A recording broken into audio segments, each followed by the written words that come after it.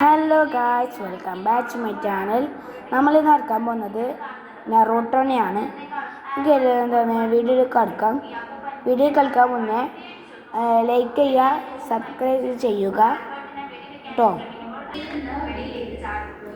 വരക്കാൻ പോവുകയാണ്.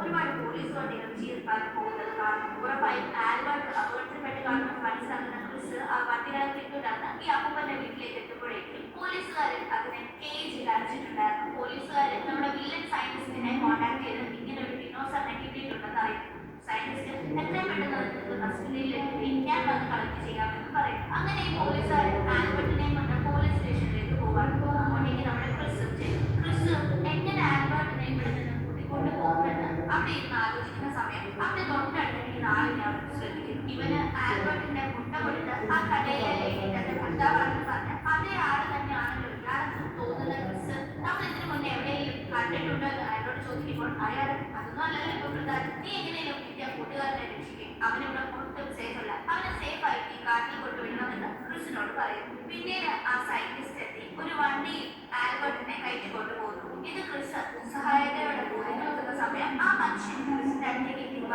നമുക്ക് നിന്റെ കൂട്ടുകാരനെ രക്ഷിക്കാമെന്ന് പറയുന്നു. അയാൾ ഒരു ചെറിയ വണ്ടി സംഘടിപ്പിച്ച് അതിൽ ക്രിസിനെ എത്തി കാറിന്റെ അടുത്തായിട്ടുള്ള ആ സയന്റിസ്റ്റിന്റെ ലാബ് ഏരിയയിലേക്ക് കൊണ്ടുപോവാണ്. അതേസമയം ആ സയന്റിസ്റ്റ് ആൽബർട്ടുമായി തന്റെ ഏരിയയിലേക്ക് എത്തിയിട്ടുണ്ടായിരുന്നു. അവിടെയുള്ള മറ്റ് സയന്റിസ്റ്റുകൾക്ക് ആൽബർട്ടിനെ ഇയാൾ കാണിച്ചു കൊടുക്കുന്നു. അവരെല്ലാം വളരെ അതിശയത്തോടെ ആൽബർട്ടിനെ നോക്കുകയാണ്. ഇവരുടെ റിസർച്ച് അടുത്ത ലെവലിലേക്ക് കൊണ്ടുപോകാനായിട്ടുള്ള ഒരു വസ്തുവായി മാത്രമാണ് അവർ ആൽബർട്ടിനെ കാണുന്നത്. ഇതേ സ്ഥലത്തേക്ക് ക്രിസും അയാളും അവിടെ കാവലിൽ നിന്നിരുന്ന ആളുകളെ ക്രിസിന്റെ കൂടെയുള്ള ആളുകൾ ഡിസ്ട്രാക്ട് ചെയ്യുന്നു. അങ്ങനെ ക്രിസ് അകത്തേക്ക് പ്രവേശിച്ച് അവിടെയുള്ള ഓരോ ടെന്റിനകത്തും ആൽബർട്ടിനെ അന്വേഷിക്കുകയാണ്. ഒടുവിൽ ഒരു ടെന്റിൽ ആൽബർട്ടിനെ കണ്ടെത്തുന്നു. ആൽബർട്ടിനെ കാണുന്ന ക്രിസ് അന്തം വിട്ട് പോവാണ്. കാരണം ആൽബർട്ട് ഇപ്പോൾ അതിന്റെ പൂർണ്ണ വളർച്ചയിലെത്തിയിരിക്കുന്നു. ക്രിസ് അവിടെ നിന്ന് ആൽബർട്ടിനോട് നിന്നെ ഞാൻ രക്ഷിച്ചോട് നിന്ന് കൊണ്ടുപോകാൻ പോവുകയാണെന്ന് പറയുന്ന സമയത്ത് അവിടെ രണ്ട് സെക്യൂരിറ്റി ഗാർഡ്സ് ക്രിസിന്റെ നേരെ തോപ്പിച്ചു കൊടുക്കുന്നു. ക്രിസ് തന്റെ കഥ കഴിക്കുമെന്ന്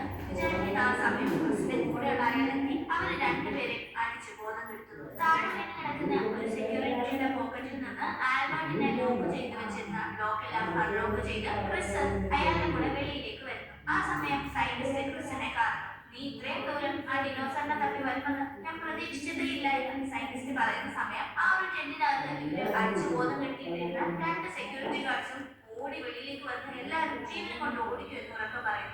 എന്താ സംഭവിക്കുന്നതെന്ന് മനസ്സിലാക്കാതെ സയന്റിസ്റ്റ് നിൽക്കുന്ന സമയത്താണ് ആൽബർട്ട് ആ ടെന്റിൽ നിന്ന് ഇറങ്ങി വരുന്നത്. ആൽബർട്ടിന്റെ ആ വലുപ്പവും ശൗര്യവും അലർച്ചയും എല്ലാം അവിടെ നിൽക്കുന്ന എല്ലാവരും കേൾക്കുന്നു. പക്ഷെ സയന്റിസ്റ്റ് വളരെ ധൈര്യപൂർവ്വം ആൽബർട്ടിന്റെ മുന്നിൽ പോയി നിൽക്കുന്നുണ്ടെങ്കിലും ആൽബർട്ടിന്റെ അടുത്ത അലർച്ചയിൽ സയന്റിസ്റ്റ് വിറയ്ക്കുന്നു. ആൽബർട്ട് അവിടെയുള്ള ഗേറ്റൊക്കെ ഒറ്റ ചവിട്ടിൽ പൊട്ടിച്ച് കാട്ടിലേക്ക് ഓടുന്നു. ആൽബർട്ടിന്റെ പുറകിൽ നമ്മുടെ ക്രിസും ആ അങ്കിളും ഓടുന്നു. സയന്റിസ്റ്റ് തന്റെ കൂടെ ഉള്ളവരെ എല്ലാം തിരികെ വിളിച്ച് എത്രയും പെട്ടെന്ന് നമുക്ക് അതിനെ പിടിക്കണം, പേടിച്ചു നിൽക്കാനുള്ള സമയമല്ല ഇത്, നമുക്ക് റിസർച്ച് മുന്നോട്ട് കൊണ്ടുപോകേണ്ടേ എന്ന് പറഞ്ഞവരെ മോട്ടിവേറ്റ് ചെയ്ത് വീണ്ടും ആൽബർട്ടിനെ പിടിക്കാനായി അവന്റെ പുറകിൽ ഓടുന്നു. അങ്ങനെ സയന്റിസ്റ്റിന്റെയും ആളുകളുടെയും കണ്ണിൽപ്പെടാതെ കാട്ടിൽ ക്രിസും ആൽബർട്ടും ആ ഭാഗം ഓടുന്നുണ്ട്. ഒരു സ്ഥലത്ത് ശരിക്കും നമുക്ക് സെപ്പറേറ്റ് ആകാമെന്ന് അയാൾ പറയുമ്പോൾ അന്ന് അവർ പോകുമ്പോൾ ഞങ്ങൾ രണ്ടുപേരും ഈ വഴി പോകാമെന്ന് ക്രിസ് പറയുന്നു.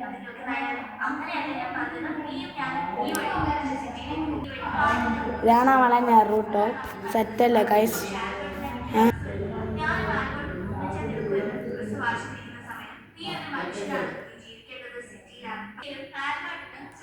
ഈ ഇഷ്ടപ്പെട്ടെങ്കിൽ ലൈക്ക് ചെയ്യുക, ഷെയർ ചെയ്യുക, സബ്സ്ക്രൈബ് ചെയ്യുക. Bye bye.